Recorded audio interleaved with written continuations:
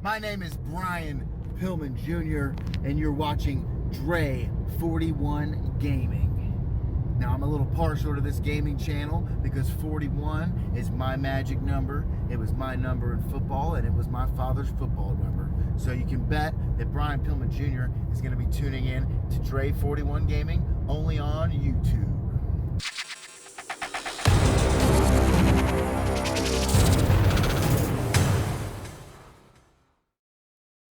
What's up, y'all? It's your boy Dre41, aka Mr. 4K, aka Drake41, and welcome to the review of Shin Nihon Pro Wrestling Toukon Retsuden 3 Limited Edition. This game came out in March 26, 1998, published by Tommy and developer Yuke's. And we all know who Yuke's is. They're still making wrestling games to this day. To this day! To this day, they still making wrestling games. Shout out to them. Subscribe to their YouTube channel. But this is the third installment of the Toukon Retsuden series. I have a couple of these games. Also, they created Power Move Pro Wrestling, which is the American version of Toukon Retsuden 1. This game is very, very interesting, and if you're a fan of wrestling games, the genre itself, I would definitely suggest to get this game if you can. It would be very difficult to get, but nonetheless it is what it is. Also, I want to make sure in this review you get a great understanding of the game and its features, so we're going to get straight to it. Let's get to it.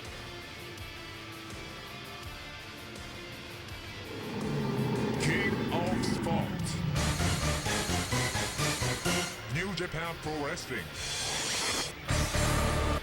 So, nothing too crazy about the main menu, pretty simplistic. We got exhibition, we have edit, we have sound, we have fight list.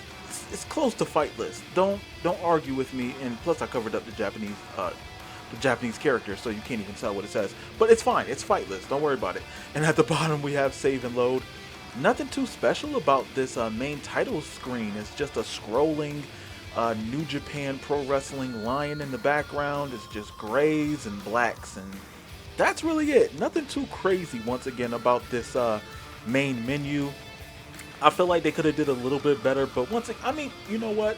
WWF Warzone came out in 1998 and they had a better main menu than this, so that has to be a thumbs down for me in regards to this type of game. But if you think about it in general, New Japan isn't really the sizzle and steaks when it comes to the features. It's more or less the characters and the stories told in the ring. So I guess they treated the same way on the main title menu. So it's cool. It is what it is.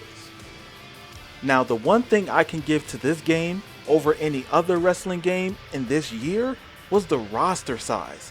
Over 40 wrestlers in this game. A lot of them you have to unlock, but it is what it is. We got Antonio Inoki, Tatsumi Fujinami, Riki Choshu. We got Shinya Hashimoto, Kensuke Sakai, Sakai. I don't know. I said it wrong.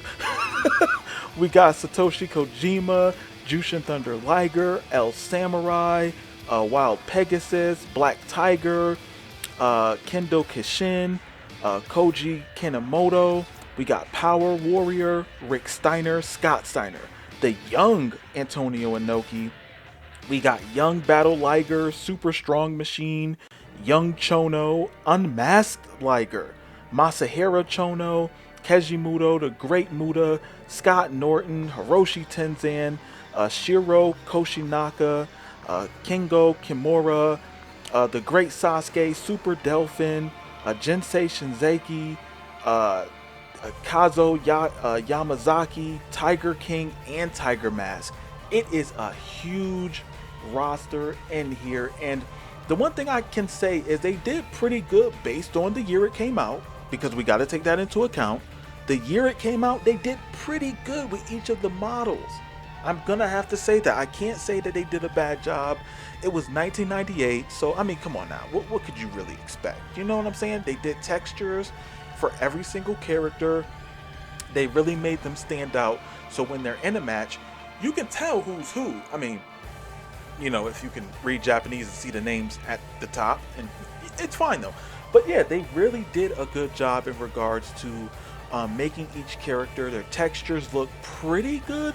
Some of the skin colors are a bit off and the faces are, I don't know. They're not great, but once again, this is 1998, and I think that the pixels of themselves were really small. They didn't put too many pixels on each character, so you really can't see the definition in the face, but the chest texture, back texture, and the attires themselves definitely spot on to what they wore inside the ring in real life. So I got to give this game credit for being able to put so many wrestlers in a wrestling game that came out, and especially not just being in the year 1998 or coming out in the year 1998, but adding so many of the top stars in professional wrestling in New Japan. So I got to give them credit for that. They definitely did their thing. Once again, the attires look really good. I really like them. They're very distinguishable, and each character has 2 attires each. So that's another cool thing that you got to think about. Now, some of them are just color swaps, and some of them might have a darker skin tone, and that's it. But nonetheless, they try to give you customization in this game.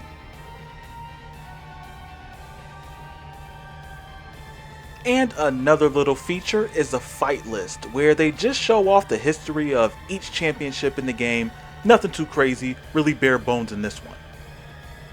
Okay, so before you have the match, you have a couple of match options, which is singles, tag team, triangle, 4-way, elimination. Nothing too crazy. Underneath that, we have the weight class, which is heavyweight, juniors, or open weight. Underneath that, we have the mode, which is special singles match, and it just kind of corresponds with each match. Then we have the match time limit, which is 60 minutes, 30 minutes, 15 minutes, 10 minutes. We have draw, knockout, number of falls, and the difficulty underneath that, which is kind of basic, and honestly, I can run with that. Once again, guys, this is a New Japan Pro Wrestling video game. Even New Japan nowadays doesn't really have that many gimmick matches or anything that they can add to a match. I think, we don't need that. You know what I'm saying? We need a pure wrestling company, and I think that this strongly reflects the how the promotion was handling matches back in 1998. Now, 1998, Dre would accept this game. It would be acceptable. I mean, I think I would eventually get bored with it really quick, because at the time, 1998, Dre really didn't know a lot of these guys, but nonetheless. On the secondary screen, you get to choose where you're wrestling at. Tokyo A, Tokyo B, Gymnasium A, Gymnasium B, or Stadium, basically. You know what I'm saying? Which is, it's fine. It is what it is. I'm not really sweating that. The one good thing that I do like about this is that they do have the floor mats. Not the floor mats, but the ring mats. And the ring mats have the BVD. It has the old school New Japan logo on it. Well, not the old school, but the current New Japan. It had an older New Japan logo, as you guys can see. And it has the regular blue mat, which is cool. It's fine. I wish they had a little bit more designs of the Arista or Artistis, whatever, the Chono logo. But yeah, this is the match rules before you get into the fights. Now, on this screen, we have the faction/versus screen. Each wrestler is put into a faction, whether it's New Japan, whether it's the NWO, whether it's Michinoku Pro, so on and so forth. Once again, you might find some of the factions with only 1 or 2 characters, hence the reason why you gotta unlock people. Now, the one thing I didn't do in this playthrough of the game throughout the month of January, as you guys hopefully seen, is try to unlock anybody. Now, I did get very, very good with this game. It gets to a certain point where once you get it, you got it. And you can basically run through the roster. I think what I'm going to try to do eventually is try to do a run to unlock everybody. I really think that's something that I'm going to try to do. But to look at the versus screen itself, really basic. Nothing too crazy. We have a ticker down at the bottom. Just giving you information on how to start the match. But I'm scrolling through, it shows pictures of the wrestlers' faces. The pictures are pretty good. Little bit pixelated, but once again, this was 1998. What do you expect? We have a background with the scrolling, boring New Japan Lion. Oh goodness, they could have made these menus a bit better. So now we are into edit / call mode. This mode itself, I want to say, is in depth and simple. All right, so the simple part is just the character creation within itself. Now you don't get to select the elbow pads, wrist tape. You don't get to select the boots from the knee pads or the trunks. A lot of that stuff all comes together. You select the head, torso, legs, and that's really it. Yeah, it's the head. No, actually, it's the head, torso, legs, and then the color. Some of them have more options than others. The one thing with this one is back in '98, you got to think in WWF Attitude, everybody was the same height, but in this one you can select the height, which is cool, and you can select the weight class they're in, or within the weight class itself, what size of the weight class. So you can pick a smaller heavyweight, middle tier heavyweight, and a taller heavyweight, which is pretty cool. I think I like that feature. That feature's pretty cool. Another thing is once again, you can create wrestlers from other organizations. That's pretty cool within itself. Not too many, and there's not that many options for the face.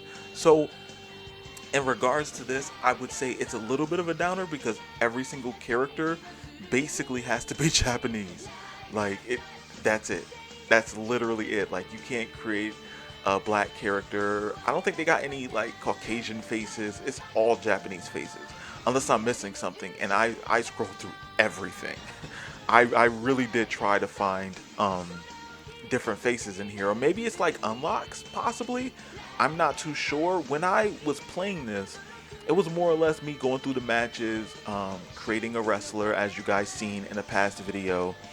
Going through the moveset I didn't do because at the time I didn't know you can preview the moves, and I don't even know why I didn't even try to look until towards the end of the month. It didn't make any sense, but they got pretty cool attire, some of them. But once again, you're just gonna make someone. I mean, if you're making an original call, I guess that's cool. It works.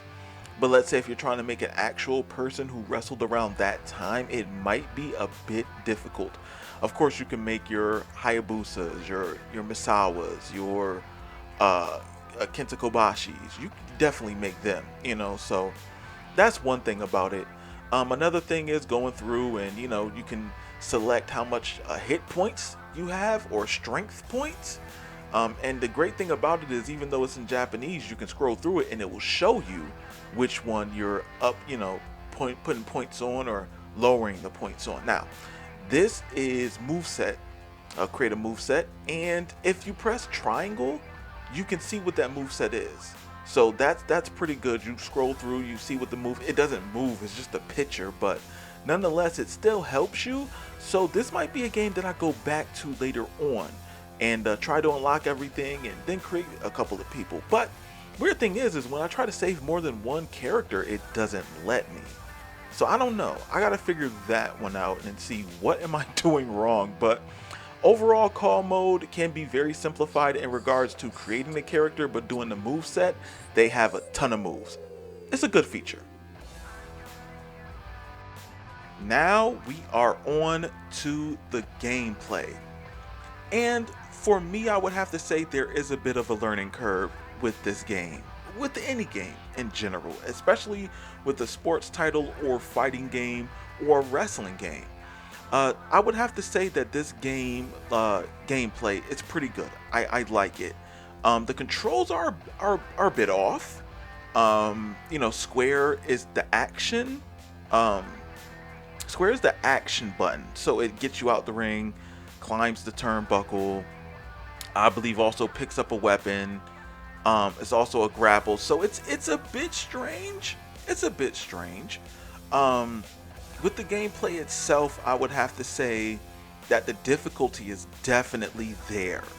It is definitely there, and there are points in times where the computer just reversals, and I mean they reversal everything. And And the thing about this game is they reversal at the last second.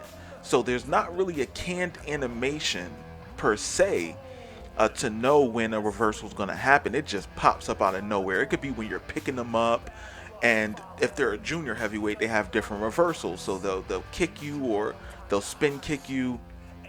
A lot of different moves in this game, of course, as you've seen with the call mode, and that really helps out with the game, especially with the German suplexes. Oh my goodness, they got these nasty German suplexes. If you haven't seen my gameplay of this video, I would definitely suggest that you check out the gameplay videos that I made of this game to see the German suplexes, the brain busters. They have an assortment of moves, so when you're playing with different characters, they feel like different characters. They have multiple variations of suplexes, slams, brain busters, German suplexes, everything. It's really in depth, and the amount of moves definitely helps out with the enjoyment of this game.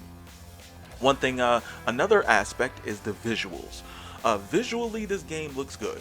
It's 1998. I mean, what do you expect now? Today's, if you put it up against today's games, we're not going to do that. We don't worry about that stuff. So I think that this game looks pretty good for 1998. Honestly, it looks just as good as any other wrestling game that came out around this time, any sports title that came out around this time as well. It looked just as good. So visually, it looks great. Now, I could say that the nameplates, the nameplates aren't so great, but hey, it is what it is. Visually, I give this game a thumbs up. Now, I want to also talk about the presentation. Presentation-wise, with the cutscenes, the introductions are pretty good, very simple. They don't have entrances in this game, which is a thumbs down for me. I always like the presentation of them coming out, them announcing their names, things like that. I really like that. But the cutscenes, or not the cutscenes, but the camera cuts are really good. I also like how the announcer, you can hear them over the speakers say 5 minutes went by, 10 minutes went by, 15 minutes went by. That's pretty cool, and that helps with the immersion of the game itself. But honestly, it's just the cutscenes and the over the speakers minute count, which is really good. And I mean, they also have music and you hear the fans a little bit, but other than that, there's no announcing or anything like that. So it is what it is. Then we want to go into controls, which I spoke about a little bit, which is a little bit of a learning curve, especially when you play one wrestling game and that's it. It gets a little bit difficult to be able to teach yourself. Oh, the controls they're different, and you can't change them. It is what it is. I don't mind them because it only took me a couple of matches to where I literally got the controls down pat, and I was able to demolish the computer. I think I had the game on normal, so if I bypass normal, I'm pretty sure I'm gonna get my boot smoked. But the controls are easy enough to learn. You don't have to look at the manual. Well, I think I did. I did look at the manual. I had to, because it's almost like Power Move Pro Wrestling. So I was just like, oh, I got it, no problem. But no, you should probably look up the controls and make sure that you have an idea of how to play the game before you really get into it, just so you enjoy it. Now, the difficulty settings, like I said, I played it on normal when I first played, and I got my boot smoked because I didn't know the controls. I didn't know the minutia of the game, mainly because I kind of forgot how to play Power Move Pro Wrestling, which just is the original game from Power Move Pro Wrestling. Power Move Pro Wrestling is the Western version of this franchise. So I kind of forgot that and kind of got my boot smoked, but got back into it and really started enjoying it after learning the controls and getting the difficulty under control. So to sum it all up, is Shin Nihon Pro Wrestling Toukon Retsuden 3 Limited Edition a good game? Well, the short answer to that is yes.